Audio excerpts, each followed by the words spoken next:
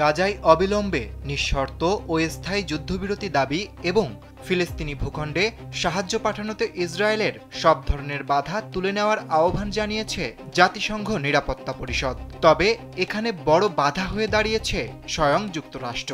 মার্কিন প্রেসিডেন্টের ভেটোতে ভেস্তে গেছে জাতিসংঘ নিরাপত্তা পরিষদের সর্বশেষ বৈঠকে উত্থাপিত এই গুরুত্বপূর্ণ প্রস্তাবের পক্ষে ভোট পড়ে 14টি, কিন্তু নিরাপত্তা পরিষদের স্থায়ী সদস্য যুক্তরাষ্ট্রের ভেটোই সব থামিয়ে দেয়। ফলে পাশ হলো না যুদ্ধবিরতির প্রস্তাব। উল্লেখযোগ্যভাবে এটি ছিল প্রায় 2 বছরে গাজা ইস্যুতে যুক্তরাষ্ট্রের ষষ্ঠ ভেটো। কাম অন ব্রো, এসব অনেক কিছু আসবে আর যাবে, এক্সপার্ট কিন্তু থেকেই যাবে। ভেটোর আগে ডেনমার্কের জাতিসংঘ রাষ্ট্রদূত ক্রিস্টিনা মার্কাস ল্যাসেন পরিষদে বলেন, গাজায় দুর্ভিক্ষ এখন অনুমানকৃত বা ঘোষিত নয়, এটি নিশ্চিত হয়েছে।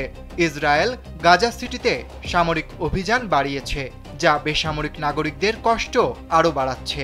ভোটের আগে মার্কিন কূটনীতিক মর্গান ওর্তাগাস সবকিছুর জন্য ফিলিস্তিনি যোদ্ধাদের দায়ী করেন। তিনি বলেন, যুদ্ধ শেষ করতে প্রস্তাবিত শর্তগুলো ইসরায়েল মেনে নিয়েছে, কিন্তু হামাস তা প্রত্যাখ্যান করেছে।